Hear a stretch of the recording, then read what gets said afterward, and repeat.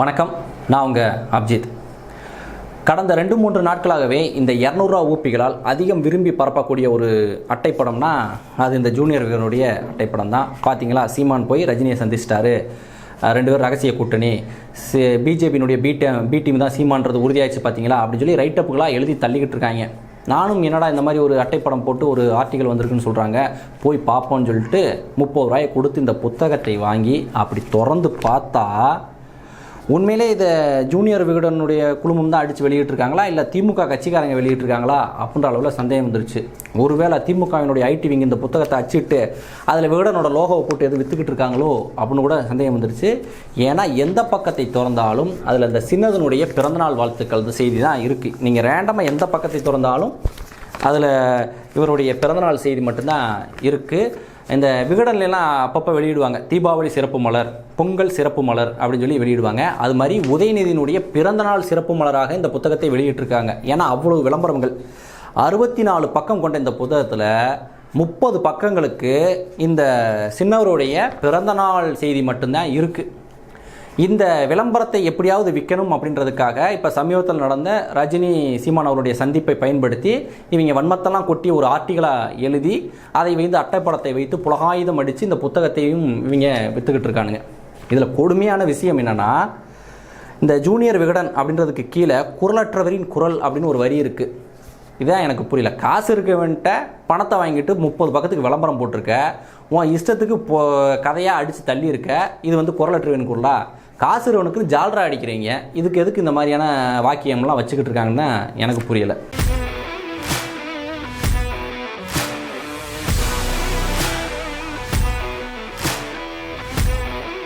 சீமான் ரஜினி சந்திப்பு குறித்து இதில் என்ன கதை சொல்லி வச்சுருக்காங்க அப்படின்னா, என்னடா கதைன்னு சொல்கிறேன்னு பார்த்தா உண்மையிலே கதை தான். ஏன்னா உள்ளதை உள்ளபடி சொன்னால் தான் அது செய்தி. இவங்கெல்லாம் கற்பனை பண்ணி சொந்தமாக எழுதுனா அது கதை. அப்படி ஒரு கதையை தான் இவங்க எழுதி வச்சுருக்காங்க. அதாவது சீமான் அவர்கள் போய் ரஜினி அவர்களை சந்தித்து, சீமான் தரப்பினர் போய் சந்தித்து, இந்த மாதிரி நாங்கள் கூட்டணி வைக்க தயாராக இருக்கோம், பிஜேபியோடு கூட்டணி வைக்க தயாராக இருக்கோம், ஆனால் சீமான் அவர்களை 2026 தேர்தலில் முதலமைச்சர் வேட்பாளராக பிஜேபி ஏற்றுக்கொள்ள வேண்டும். இது சம்பந்தமான தகவலை பிஜேபியினுடைய தலைமையிட்ட ஒரு ஆள் பேசணும். இப்போ தமிழ்நாட்டில் இருந்து பார்த்தீங்கன்னா ரஜினி அவர்கள் பிஜேபியோடு ரொம்ப நெருக்கமான பழக்கத்தில் இருக்கீங்க. நீங்கள் மோடியை சந்திச்சிங்கன்னா இந்த மாதிரி தமிழ்நாட்டில் இருக்கக்கூடிய நாம் தமிழர் கட்சி அங்கீகரிக்கப்பட்ட கட்சியாக இருக்காங்க, 8% வாக்கு அவங்ககிட்ட இருக்குது. அவங்க பிஜேபியோடு கூட்டணி வைக்க தயாராக இருக்காங்க. ஆனால் சீமான் அவர்களை நீங்கள் முதலமைச்சர் வேட்பாளராக ஏற்றுக்கணும், இந்த தகவலை அங்கே நீங்கள் சொல்லுங்கள் அப்படின்னு சொல்லி சொன்னதாக ஒருத்தர் இன்னொரு முக்கியமான நபர், அங்கே இருந்த ஒரு நபர் இவங்ககிட்ட சொன்னதாக அப்படி ஒரு பாலிசாக ஒன்று எழுதி வச்சுருக்காங்க. சரி, இப்படி மட்டும் சொன்னால் யாருமே நம்ப மாட்டோம்ல. அதனால் இது கூட இன்னொரு விஷயத்தையும் ஆட் பண்ணியிருக்காங்க. இப்படியான தகவல் எங்களுக்கு கிடச்சோன்னே நாங்கள் நாம் தமிழர் கட்சியினுடைய பொறுப்பாளரான கார்த்திகை செல்வன்ட்ட கூப்பிட்டு கேட்டோம். அவர் எடுத்தோன்னே இதெல்லாம் மறுத்துட்டார். இப்படிலாம் நடக்க வாய்ப்பே கிடையாதுங்க, அது ஒரு சாதாரணமான சந்திப்புங்க, நாங்கள் எங்கே பிஜேபி கூட போய் கூட்டணி வைக்க போகிறோம், ஒரு காலமும் அதை நடக்காதுங்க அப்படின்னு சொல்லி அவர் மறுத்துட்டார் அப்படின்னு சொல்லி அந்த ஆர்டிக்கலை முடிச்சிருக்காங்க.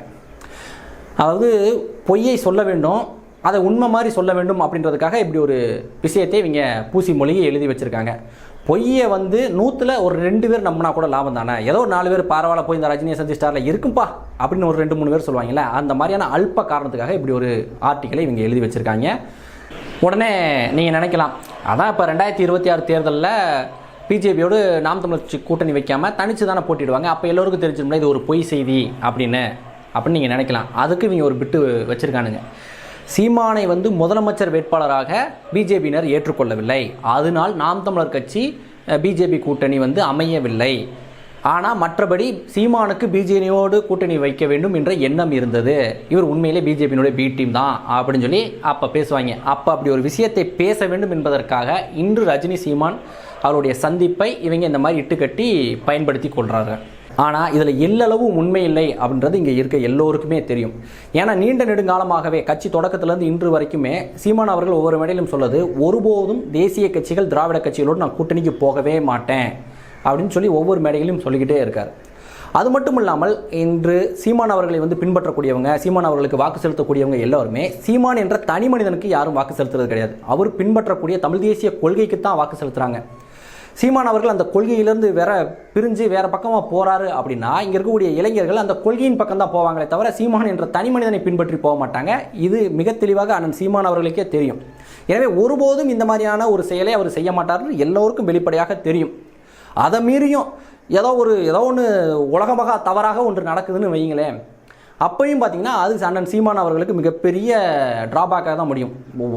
8வது அதிகமாக பிஜேபியும் நாம் தமிழரும் ஒரு கூட்டணி போடுதுன்னு வைங்க, நடக்கிறது அப்படி ஒன்று நடக்குதுன்னு வைங்க, அது நாம் தமிழர் கட்சியினுடைய வீழ்ச்சிக்கு காரணமாகத்தான் அமையுமே தவிர ஒருபோதும் அது வளர்ச்சியாக இருக்காதுன்னு சொல்லி எல்லோருக்குமே தெரியும். எனவே இப்படி ஒரு விஷயம் நடக்க வாய்ப்பே கிடையாது. இருந்தாலும் இந்த பொய்யை தொடர்ந்து பேசும்போது அதை உண்மை என்று மக்கள் நம்புவாங்க இல்லையா, அந்த லாஜிக் படி இவங்க பார்த்தா தொடர்ந்து பேசிக்கிட்டே இருக்காங்க. இந்த விகடன் மாதிரியான நடுநிலை நக்கி ஊடகங்கள்கிட்ட நான் கேட்கக்கூடிய விஷயம் ஒன்று தான். ரொம்ப வெளிப்படையாக நடந்தது சீமான் ரஜினி அவர்களுடைய சந்திப்பு. புகைப்படங்கள் எல்லாமே உடனுக்குடனே வெளியே வந்து எல்லாருக்குமே தெரியும், 2 பேரும் சந்தித்து ஏதோ பேசிகிட்டு இருக்காங்கப்பா அப்படின்ற அளவில் தான் எல்லாருக்கும் தெரியும். அதுலேயே நீங்கள் இப்படி ஒரு கதையை இட்டு கட்டி அவருக்கு காவி ட்ரெஸ் எல்லாம் போட்டு ஒரு அட்டைப்படத்தை தயார் பண்ணி ஒரு விளம்பர மலரை நீங்கள் ரெடி பண்ணி வெளியிடுறீங்களே, யாருக்குமே தெரியாமல் ஒரு ரகசிய சந்திப்பு, அதாவது தமிழகத்தினுடைய மாநிலத்தின் முதல்வராக இருக்கக்கூடிய மு.க. ஸ்டாலின் அதானி என்ற ஒரு பணக்காரரை ரகசியமாக ஸ்டாலின் அவருடைய வீட்டிலேயே வச்சு சந்திச்சிருக்காங்க. இது குறித்து யாருமே இன்று வரைக்கும் வாய் திறக்கவே இல்லை. ஐயா மருத்துவர் ராமதாஸ் அவர்கள் இது குறித்து ஒரு அறிக்கை வெளியிட்ட போது கூட அது குறித்து கேள்வி கேட்டோன்னே அப்படியே பதில் சொல்லாமல் கடந்து போயிட்டாங்க. இல்லைங்க, அப்படி ஒரு சந்திப்பே நடக்கவே இல்லை, அப்படி ஒரு சந்திப்பு நடந்துச்சுன்னா ஆதாரம் கொடுங்க அப்படின்லாம் யாருமே கேட்கல. அதுக்கு பதில் சொல்லாமல் அப்படியே கடந்து போகக்கூடிய வேலைகளை தான் செய்கிறாங்க. அப்போ என்ன, இப்படி ஒரு சந்திப்பு நடந்திருக்கு. அப்படி சந்தித்தது என்பது உண்மைன்னா எதற்கு ரகசியமாக சந்திக்க வேண்டும்? அப்போ அதானியோடு கள்ள தொடர்பில் கருணாநிதி குடும்பம் இருக்கா? உதயநிதி அவர்கள் தானே சொல்கிறாரு, மோடி விமானி கூட இல்லாமல் வெளிநாடு போயிடுவார், ஆனால் அதானி இல்லாமல் போக மாட்டார்னு சொன்னாங்க இல்லையா. அப்படி மோடியோடு நெருக்கமாக இருக்கக்கூடிய அதானியோடு கருணாநிதி குடும்பத்துக்கு என்ன நெருக்கம், என்ன ரகசிய சந்திப்பு, அப்படி என்ன டீலிங் அங்கே நீங்கள் பேசியிருப்பீங்க? இப்போ இந்த விகடனில் எழுதின கட்டுக்கதை மாதிரி நம்ம ஒரு கட்டுக்கதை சொல்லலாமா? அதாவது அதானி தமிழ்நாடு மின் வாரியத்துக்கு லஞ்சம், அங்கே இருக்கக்கூடிய அதிகாரிகளுக்கு லஞ்சம் கொடுத்துருக்காங்க. இந்த விஷயம் கருணாநிதி குடும்பத்துக்கு தெரிஞ்சு போச்சு. உடனே அவங்க ஸ்டாலின் அவர்கள் கூப்பிட்டு, நீ அந்த அதிகாரிக்கு லஞ்சம் கொடுத்தா மட்டும் பத்தாது, எங்களுக்கும் லஞ்சம் கொடுக்கணும், அப்போ தான் நீ இங்கே தொழில் பண்ண முடியும், எங்களை மீறி இங்கெல்லாம் நீ தொழில் பண்ண முடியாது, அதுவும் இல்லாமல் என் மருமகனை நீ உன் தொழிலில் பார்ட்னராக சேர்த்துக்கணும் அப்படின்னு சொல்லி இவங்க 2 பேரும் பேசியதாக அவர் கூட இருந்த ஒரு முக்கியமான நபர் வெளியே சொன்னார் அப்படின்னு சொல்லி நம்ம ஒரு கதையை எழுதலாமா? இது நல்லா இருக்குமா? இது அரசியல் நாகரிகமா? ரகசியமான சந்திப்பு குறித்து அரசு வெளிப்படையாக பேச வேண்டும் அப்படின்ற கோரிக்கை வைக்கிறது சரி, நம்மளாம் ஒரு இட்டுக்கட்டி பேசுவது அது என்ன ஊடக தர்மம்? அது நேர்மையற்ற செயல் தானே. அந்த ஸ்டாலின் அவர்களுக்கும் அதானி சந்திப்பு குறித்து நம்ம பேசுறது நேர்மையற்ற ஊடக தர்மமற்ற செயல்னா, இப்போ ரஜினியும் அண்ணன் சீமான் அவர்கள் சந்திப்பு குறித்து இந்த விகடன் எழுதிய இது என்ன மாதிரியான ஊடக தர்மம்? எதற்கு இந்த அயோக்கியத்தனமான வேலை? ஆளுங்கட்சிக்கு ஆதரவாக அவங்க போடக்கூடிய எலும்பு துண்டுக்கு ஆதரவாக ஊடகம் என்ற பேரில் எதுக்கு இந்த அயோக்கியத்தனங்களை தொடர்ந்து பண்ணிக்கிட்டே இருக்கீங்க? இதன் மூலமாக நீங்கள் மக்களுக்கு சொல்லக்கூடிய விஷயம்தான் என்ன? நாங்கள் ஏன் தொடர்ந்து திமுகவை, அதிமுகவை விட திமுக மிக கடுமையாக எதிர்க்கிறோம் அப்படின்னா, ஏன் இவ்வளோ தூரம் அந்த கருணாநிதியின் குடும்பத்தை எதிர்க்கிறோம் என்றால் இந்த மாதிரியான வேலைகளுக்கு தான். அதிமுக ஆட்சியில் கூட பத்திரிகை சுதந்திரம் அப்படின்றது ஒன்று இருந்துச்சு, கருத்து சுதந்திரம் அப்படின்றது ஒன்று இருந்துச்சு. நீங்கள் அதிமுக ஆட்சி மோசமான ஆட்சி தான், இருந்தாலும் அதை எதிர்த்து கேள்வி கேட்கக்கூடிய குரல் என்பது வெளிப்படையாக எல்லோருக்கும் தெரிஞ்சு. ஆனால் இந்த திமுக அரசு அவங்க பண்ணுற எந்த ஒரு அயோக்கியத்தனமும் வெளியே வராமல் பேசுகிறவங்களுடைய குரலை நசிக்கிட்டு நீங்களும் குரலற்றவரின் குரல்னு சொல்லி வெக்கமே இல்லாமல் போட்டுக்கிட்டு இருக்கீங்க. இதெல்லாம் எவ்வளவு பெரிய ஒரு அயோக்கியத்தனமான செயல்.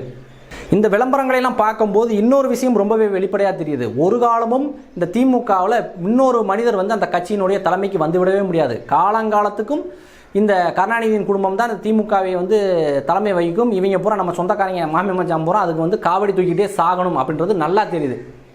அவங்க அப்பா இருந்தார், இப்போ இவர், இதுக்கடுத்து இவர் மகன், அதுக்கடுத்து இன்பநிதி வருவார். எல்லோரும் அப்படியே தலைமையை ஏற்றுக்கிட்டே இருப்பாங்க. இவங்க பிறந்த நாள் வாழ்த்து சொல்லிக்கிட்டே இருக்க வேண்டியதான். கடைசி வரைக்கும் இந்த குடும்பம் தமிழ்நாட்டை தொடர்ந்து சுரண்டி கொள்ளையடித்து தின்று கொளுத்து கொண்டே இருக்கும். இதுதான் இந்த விளம்பரங்களையும் இப்போ வரக்கூடிய செய்திகளையும் இங்கே நடக்கக்கூடிய விஷயங்களையும் பார்த்தா தெரியுது.